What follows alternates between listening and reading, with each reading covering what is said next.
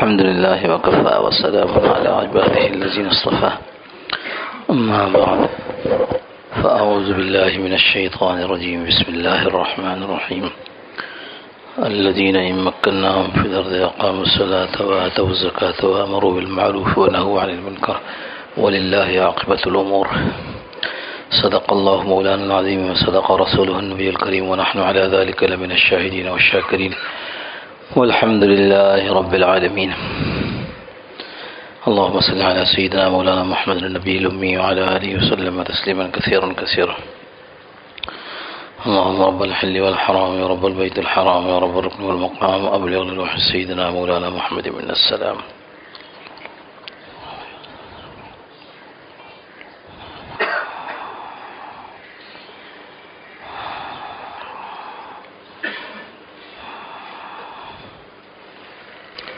بزرگان محترم، اللہ جل جلالہ والوں نے حضور صلی اللہ تعالی علیہ وسلم کے ذریعے اپنی مخلوق کو یہ خبر دی کہ دنیا اور آخرت میں کامیابی اور ناکامی کی بنیادیں کیا ہیں. حضور صلی اللہ تعالی علیہ وسلم کے ذریعے قرآن ملا، حدیث ملی اور صحابہ کے آثار ملے. صحابہ کا قرآن حدیث پر عمل ملا. لہذا اس امت پر، امت محمدیہ صلی اللہ تعالی علیہ وسلم پر قیامت تک کے لیے یہ بات کھل گئی کہ زندگی گزارنے کی ترتیب کیا ہوگی. اچھے حالات ہوں گے تو کیا ہوگا، حالات خراب ہو جائیں تو کیا ہوگا، اچھے حالات میں کس طرح رہنا گزارنا ہے، خراب حالات آ جائیں تو کس طرح رہنا گزارنا ہے. یہ زندگی میں جو کچھ ہم کرتے ہیں ان کو کس طرح پر کریں گے تو اللہ راضی ہو جائیں گے، اور ان کو کس طرح پر کریں گے تو اللہ ناراض ہو جائیں گے. بہت آسان لفظوں میں یہ عرض کر دیں کہ اللہ پاک نے ہمیں ہماری منزل بھی نبی صلی اللہ تعالی وسلم کے ذریعے بتلا دی کہ یہ تمہاری منزل ہے، اور اس منزل تک پہنچنے کا راستہ بھی بتا دیا کہ دنیا میں کوئی ایسی چیز بھی ہے جو بے مقصد ہو. دنیا میں کوئی چیز بے مقصد نہیں ہے. ہر چیز کا جو اللہ نے تخلیق کی ہے، پیدا کی ہے، اس کا کوئی مقصد ہے. کیونکہ بے مقصد کام کرنا یہ اللہ کی شان کے لائق نہیں ہے، اللہ کی شان کے لائق نہیں ہے. تو جب مخلوقات میں سے کوئی مخلوق اللہ نے بے مقصد پیدا نہ کی تو اس کائنات کا جو دولہا ہے انسان، جس کے لیے کائنات سجائی گئی ہے، اس کو بے مقصد کیسے پیدا کیا گیا ہوگا. اب آپ بتاؤ، ہم جب یہ عرض کرتے ہیں کہ کائنات اس کے لیے سجائی گئی ہے تو اللہ کے نبی صلی اللہ علیہ وسلم نے ارشاد فرمایا ہے کہ جو انسان ہے اللہ اللہ کہنے والا، جب یہ اللہ اللہ کہنے والا انسان ختم ہو جائے گا، یعنی انسان ختم ہو جائیں گے، پھر کون ہوں گے؟ اولئک کالانعام، وہ جو شکل انسانوں والی ہے لیکن ہے چوپائے. کالانعام. اور قرآن آگے کیا کہتا ہے؟ بل ہم اضل، بلکہ ان چوپاؤں سے بھی گئے گزرے. تو جب انسان، جو اصل انسان ہے، اللہ اللہ کرنے والا ہے، جب وہ ختم ہوگا تو اس کائنات کے شامیانے کو لپیٹ دیا جائے گا. گویا دولہا اس کائنات کا انسان ہے. تو جب چھوٹی سے چھوٹی چیز اللہ نے بغیر مقصد کے نہیں بنائی تو پھر اتنا بڑا انسان بغیر مقصد کے نہیں بنایا. مقصد بتا دیا ہے کہ تم کو ہمارے پاس اس حال میں آنا ہے کہ ہم تم سے راضی ہوں. پھر اس رضا تک پہنچنے کا طریقہ بتا دیا ہے کسی پر نہیں چھوڑا انسان پہ کہ پہلی صدی کے کچھ لوگ، دوسری صدی کے کچھ لوگ، تیسری صدی کے کچھ لوگ، 14ویں 15ویں 17ویں 16ویں صدی کے کچھ لوگ، عیسوی صدی کے کچھ لوگ یا ہجری صدی کے کچھ لوگ وہ آپس میں بیٹھ کر طے کر لیں کہ ہم کیسے اللہ کو راضی کریں. اس کو لوگوں پر نہیں چھوڑا ہے، بالکل نہیں چھوڑا ہے، اس کو لوگوں پر نہیں چھوڑا ہے. اس کو کہاں رکھا؟ اس کو حضرت نبی کریم صلی اللہ تعالی علیہ وسلم کی ذات مبارکہ پر. جو رسول اللہ صلی اللہ تعالی علیہ وسلم نے کیا ہے اس کو کرنا ہے تاکہ اللہ راضی ہو جائے، اور جن چیزوں سے اللہ کے نبی صلی اللہ علیہ وسلم رکے ہیں اور روکا ہے ان سے رکنا ہے تاکہ اللہ راضی ہو جائے.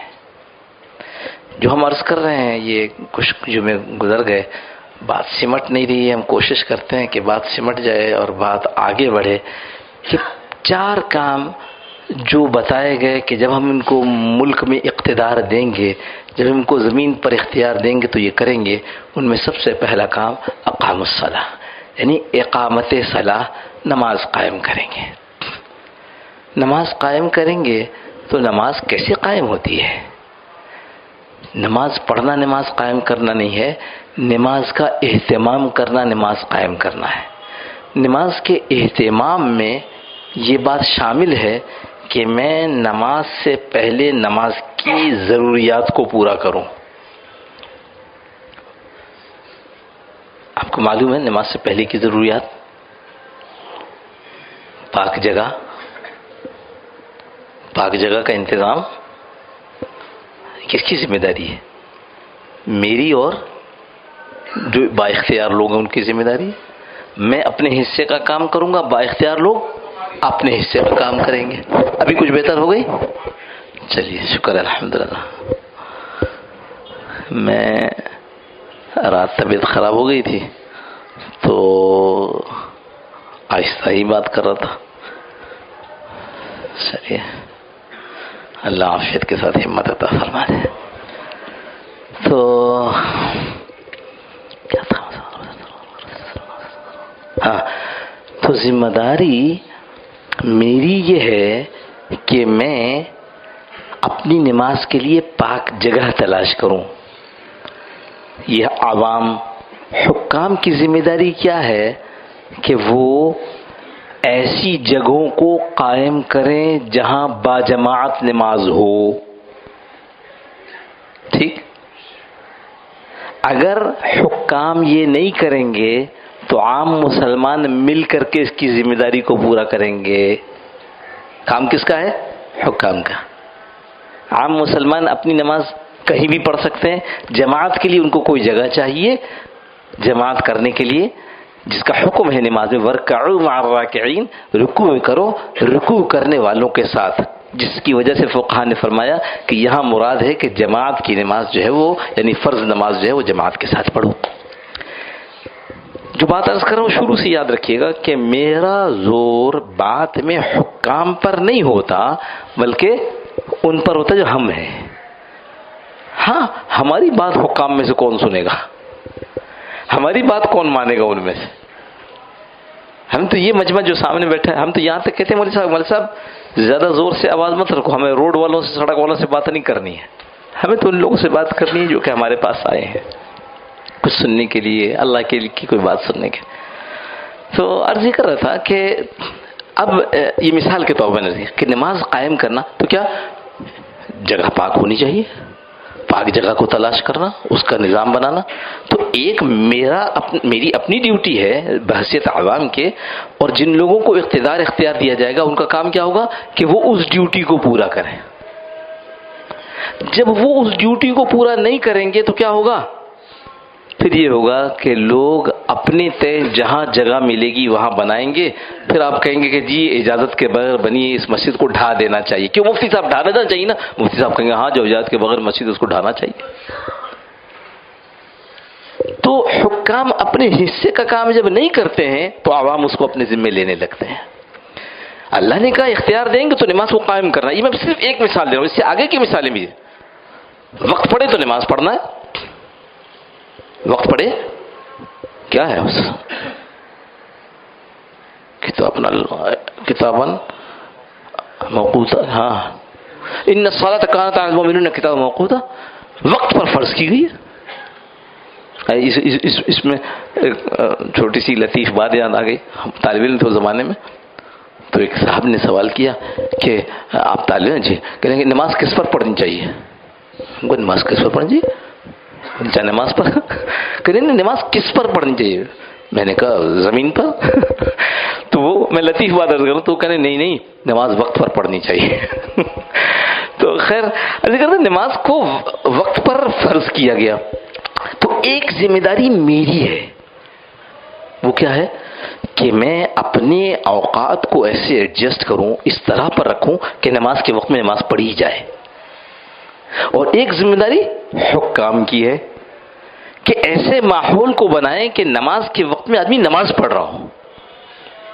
اب آپ اقامت صلاۃ سمجھ رہے ہیں، ایک ہے نماز ادا کرنا، ادائے صلاۃ، ایک ہے اقامت صلاۃ، نماز قائم کرنے میں یہ سب چیزیں موجود ہیں۔ اس لیے یہ فرما رہے، اچھا ہو کیا رہا ہے کہ ہم کو اس کی فکر تو نہیں ہے کہ ایسا ماحول بنایا جائے کہ نماز آسان ہو جائے لوگوں کے لیے۔ مجھے یاد ہے ہم بہت زیادہ بڑی عمر کے نہیں تھے، مگر آپ حضرات نے بھی اکثر میں ضیاء الحق کے زمانے میں نماز کا ایک نظام قائم کرنے کے چکر میں تھے، تو انہوں نے دفتروں میں نماز کی جگہ مخصوص کرنے کا حکم دے دیا، نماز کے وقت جماعت نماز کا حکم دے دیا، بہت سارے لوگ نماز میں شریک ہو گئے۔ ہم یہ نہیں کہہ رہے کہ یہ واحد حل ہے، لیکن ایک حل ہے، یہ بھی ایک قدم ہے حکومت کی طرف سے اٹھائے جانے کا، جن کو اللہ نے با اختیار بنایا، با اختیار بنایا۔ ہم تو حیران ہوتے ہیں، جمعے کے دن یہ 12 بجے سرکاری میٹنگوں کا بعضوں کا وقت ہوتا ہے جمعے کے دن، حیران ہوتے ہیں یا اللہ یہ 12 بجے جو بلا رہے ہیں تو یہ جمعہ کب پڑھیں گے؟ کیونکہ آپ با اختیار ہیں تو آپ وقت مقرر کر سکتے ہیں نا۔ ہمیں خوب یاد ہے، ہم کسی کی تعریف نہیں کر رہے، لیکن ہمیں خوب یاد ہے کہ خبر آئی تھی کہ چین میں گریٹ ہال جو ہے اس کے اندر نماز یعنی میٹنگ ہو رہی تھی، نماز کا وقت ہو گیا تو ضیاء الحق صاحب نے جناب اعلان کر دیا کہ بھائی وہ ہماری نماز کا انتظام کرو، اور پہلی دفعہ جو ہے وہاں پر جلدی جو ہے وہ چادریں اور یہ جو کچھ میسر تھا وہ ملا کر کے پھر میجر جنرل جاوید ناصر صاحب نے اذان دی، اس تبلیغ والے مزاج کے آدمی تھے، انہوں نے اذان دی، پھر وہاں جماعت کی نماز ہوئی۔ دنیا نے لکھا کہ چین میں گریٹ ہال کے اندر اذان دی گئی۔ خیر میں پھر عرض کروں، میں کسی فرد کی طرف اشارہ نہیں کرنا چاہتا، میں تو مثال دے کر ایک بات سمجھا رہا ہوں کہ نماز کے اوقات کو نماز کے ماحول کو بنانا یہ حکومت کا کام ہے، لیکن اگر نماز کے ماحول حکومت کی طرف سے نہیں بن رہا تو عوام کی اپنی ایک ذمہ داری ہے۔ ہم جیسے دیکھتے ہیں، جیسے کپڑوں کا اہتمام کرتے ہیں ماشاءاللہ، ایسے ہی 100 روپے کی ایک ٹوپی کا اہتمام کر لیں۔ جو کام ہم کر سکتے ہیں وہ ہم کیوں نہیں کرتے؟ ہم جب اپنے دفتر کے اندر بڑے بے قیمت فرنیچر رکھتے ہیں تو ہم ایک اچھے جانماز کا انتظام کیوں نہیں کر سکتے؟ ہم جب مل کر کے اپنے یہاں برادری میں کمیونٹی سینٹر بناتے ہیں تو پھر ہم ایک مسجد کا اہتمام کیوں نہیں کر سکتے؟ تو اس واسطے ہمیں ہمارا کام کرنا ہے۔ عرض یہ کر رہا ہوں کہ اللہ پاک نے کوئی چیز ہم سے مخفی نہیں رکھی، اللہ کے نبی صلی اللہ علیہ وسلم نے سب کچھ کھول کر بیان کیا۔ اب کوئی کسی کو ضرورت نہیں کہ وہ یہ سوچے کہ کیا کرنا چاہیے مدینہ جیسی ریاست بنانے کے لیے۔ آپ یہ سوچیں کہ نماز پڑھنے سے وقت ضائع ہوتا ہے، آپ یہ سوچیں کہ نماز پڑھنے سے مشین ڈاؤن ٹائم، سمجھتے پتہ نہیں مشین ڈاؤن ٹائم جب وہ کارخانہ چل رہا ہوتا ہے تو اگر آپ اس کو بند کریں گے تو ڈاؤن ٹائم کہلاتا ہے، جس بند کرنے کے وقت کا نقصان ہوتا ہے کمائی میں، تو ہو جائے۔ نماز چھوڑ کر کے کمانا یہ کون سی عبادت ہے؟ وہ مفتی صاحب نے کہا میرے پاس ایک آدمی مسئلہ پوچھنے کے لیے آیا، اور یہ اس نے مسئلہ پوچھا کہ یہ بتائیے مفتی صاحب یہ کام کے وقت میں نماز پڑھنا کیسے ہے؟ نماز کام کا وقت ہے، ہم نے کسی کو کام کا وقت اپنا مقرر کیا ہوا کہ 9 سے 5 تک ہماری آپ کے ساتھ ڈیوٹی ہے، اس میں وہ نماز پڑھنے چلے جاتے ہیں۔ تو مفتی صاحب نے کہا تمہارا تو سوال ہی الٹا ہے، پوچھو کہ نماز کے وقت میں کام کرنا کیسا ہے؟ نماز کا وقت ہو اس وقت کام کرنا وہ جائز ہے؟ خیر عرض کر رہا ہوں کہ ہمیں حکام کو کچھ انتظام کرنا ہے، اس کے لیے کوئی پریشانی نہیں ہے. اللہ نے ہر چیز سمجھا دی ہے کہ یہ 4 کام ہیں بڑے بڑے جو تمہیں کرنے ہیں. اس کے اندر تمہیں لگ رہا ہے کہ نقصان ہے نہیں، بلکہ نماز کے چھوڑنے کا نقصان ہوگا. ہمیں جو مستقل یہ لگا دیا گیا کہ اگر ہماری معیشت صحیح نہیں ہوئی تو پتہ نہیں کیا ہوگا. کچھ بھی نہیں ہوگا. کیا ہوگا معیشت صحیح نہیں ہوئی تو؟ مجھے بتاؤ کیا ہوگا؟ معیشت کا جو سب سے آخری حصہ ہے وہ کیا ہے؟ لقمہ منہ میں آنا. تو اللہ نے فرمایا وَمَا مِن دَابَّةٍ فِي الْأَرْضِ إِلَّا عَلَى اللَّهِ رِزْقُهَا. دنیا میں چلنے پھرنے والا کوئی جاندار ایسا نہیں ہے جس کا رزق میرے اوپر نہیں ہو. پھر کیا مسئلہ ہے؟ مسئلہ پتہ ہے؟ مسئلہ یہ ہے کہ اللہ سے تعلق مضبوط نہیں ہے. جب تعلق مضبوط نہیں ہے اور اس کے اوپر تنگی آتی ہے، اللہ نے کہا یہ تنگی ہے جو ہم وَمَنْ أَعْرَضَ عَنْ ذِكْرِي فَإِنَّ لَهُ مَعِيشَةً ضَنْكَ. جو میرے ذکر سے اعراض کرے گا، میرے ذکر سے، یہاں ذکر سے مراد مفسرین نے لکھا قرآن سے اعراض کرے گا مطلب کیا کہ قرآن کی تعلیمات کو ایک طرف کر دے گا. فَإِنَّ لَهُ مَعِيشَةً ضَنْكَ. ان کی معیشت کو ہم ایسے تنگ کر دیں گے. ہم کہہ رہے ہیں نماز پڑھنے سے مسائل ہو جائیں گے، نماز پڑھنے سے معیشت خراب ہو جائے گی. بھائی معیشت اچھی کرنا چاہتے ہو نا، اللہ کہہ رہے ہیں یہ بات. اور میں نے کہا تھا قرآن، حدیث اور صحابہ کے آثار. عبداللہ ابن زبیر کہتے ہیں میں نے عبداللہ ابن جعفر سے کہا کہ وہ میں نے لسٹ دیکھی ہے، میرے والد صاحب سے کچھ پیسے آپ نے لیے تھے، وہ قرض واپس دے دیجیے. کہ کتنے؟ کا اتنے. انہوں نے کہا اچھا کسی وقت بھی آ جانا. دوسرے وقت میں حاضر ہوئے. عبداللہ ابن جعفر رضی اللہ عنہ کے بیٹے، جعفر رضی اللہ حضرت علی رضی اللہ عنہ کے بھائی. تو عبداللہ بن جعفر نے کہا کسی وقت بھی آ جانا. اب جب دوبارہ پہنچے تو کہنے لگے جعفر عبداللہ مجھ سے غلطی ہو گئی. کیا ہو؟ وہ میرے والد صاحب کے پیسے آپ کے ذمہ نہیں تھے، میرے والد صاحب کے ذمہ آپ کے پیسے تھے. کہا چلو کوئی بات نہیں، جب وہ دے دینا. تو کہنے میں نے ایک زمین ان کو دے دی. عبداللہ ابن جعفر کیا کہتے ہیں کہ میں گیا زمین میں، دیکھا زمین تو بنجر ہے، یہاں کچھ ہو نہیں سکتا. تو غلام کو بلایا، کہا ادھر سے لوٹا لاؤ اور جانماز لاؤ. لوٹا لیا، وضو کیا، جانماز بچھایا، خوب لمبی 2 رکعت پڑھی، خوب ڈوب کر اللہ سے مانگا. اور اس کے بعد جانماز اٹھا کر کہا غلام سے کہ یہاں پر کھودو. کھودنا شروع کیا، وہیں سے پانی کا چشمہ جاری ہو گیا. مسئلہ معیشت نہیں ہے، مسئلہ وہ تعلق ہے جو ہم نے توڑ رکھا ہے. جب وہ تعلق توڑ رکھا ہے تو لاکھوں روپے مہینے کے کمانے والا اس وقت پریشان ہے. لاکھوں روپے کمانے والا. اللہ سے تعلق کو توڑ کر آپ چاہو معیشت صحیح ہو جائے. میں حیران ہوں کہ وہ کہتے ہیں شراب بند پابندی لگانے کے لیے یہ جمہوریت کے، بلکہ میں کہوں مدینہ کی ریاست والے یہ بیٹھے اور یہ کہہ رہے ہیں نہیں اس کا بل پیش نہیں ہونا چاہیے، جیسے شراب چلنے دیں. سبحان اللہ، یہ مدینہ جیسی ریاست ہے. بڑے بڑے عقل مند لوگ، ایسے عقل مند جو فیصلے کرتے ہیں، ہاں جو ہماری قوم کے فیصلے کرتے ہیں، وہ جمع ہو کر کہتے ہیں کہ تو بھوک آ رہی ہے، بھوک بہت زیادہ، اس بھوک سے بچنے کے لیے ایسا کرو اپنے بچوں کو قتل کرو، منصوبہ بندی کا، خاندانی منصوبہ بندی کا نظام بناؤ. کیا ہو رہا ہے؟ یہ کون سے مدینے کی ریاست ہے بھائی؟ ہم ایک عرصہ تو گزر گیا، ہم نے کبھی کسی کتاب میں کسی بزرگ سے مدینے کی ایسی ریاست نہیں سنی ہے جہاں بھوک کے ڈر سے. وہ تو کہہ رہے ہیں وَلَا تَقْتُلُوا أَوْلَادَكُمْ خَشْيَةَ إِمْلَاقٍ. اپنی اولاد کو بھوک کے ڈر سے قتل مت کرو. نَحْنُ نَرْزُقُهُمْ وَإِيَّاكُمْ. ہم تمہیں بھی روزی دیتے ہیں، ان کو بھی روزی دیتے ہیں. پھر آپ کہہ رہے ہیں میں تو مہم چلاؤں گا. بھائی کس طرف لے جا رہے ہو لوگوں کو؟ خیر پھر بات ہم آپ کا ذہن صحیح کرنے کی کوشش، ذہن صحیح رکھو. اور وہ یہ کہ ان چیزوں سے، ان لوگوں سے، ان اسمبلیوں سے کچھ نہیں ہوگا. ہم کو اپنے ایمان اسلام کی حفاظت خود کرنی ہے. اللہ نے بڑے موقع دیے. یہ ایسی کوئی ریاست نہیں ہے کہ کوئی آدمی اسلام پر چلنے کی کوشش کرے تو اس کو قتل کر دیا جائے، ایسا کوئی نہیں ہے. یہ ایسی کوئی ریاست نہیں ہے کہ آدمی حلال کھانے کی کوشش کرے تو اس کو بھوک آ جائے، انشاءاللہ ایسا نہیں ہے. اس لیے اپنی طرف سے ہم اپنا مزاج ایسا بنائیں کہ جو ہم کر سکتے ہیں وہ ہم کر گزریں، اور جو ہم کر سکتے ہیں ہم کر گزریں گے، تو جو ہم نہیں کر سکتے اس کا انتظام اللہ کریں گے. اس کو اپنے پلے باندھ لیں. جو ہم نہیں کر سکتے، ہم کر سکتے اور ہم نہیں کرتے، تو پھر ہمیں اللہ سے کوئی امید نہیں رکھنی چاہیے. کیا ہے واتقوا اللہ ما استطعتم، اللہ سے کا تقوی اتنا اختیار کرو جتنی تمہاری استطاعت ہے. اس میں اپنے آپ کو دھوکہ دے سکتے ہیں، اللہ کو دھوکہ نہیں دے سکتے. اللہ خوب جانتا ہے میری کیا استطاعت ہے.